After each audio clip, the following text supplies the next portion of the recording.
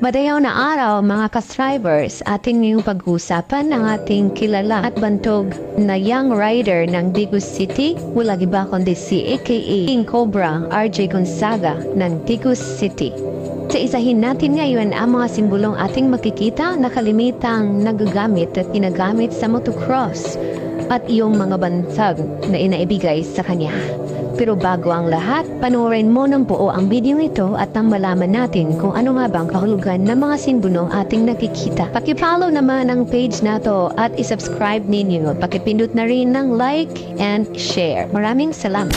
Kamakailan lang ay natunghayan nating lahat at ang buong mundo ang pagpanaw ni RJ Gonzaga.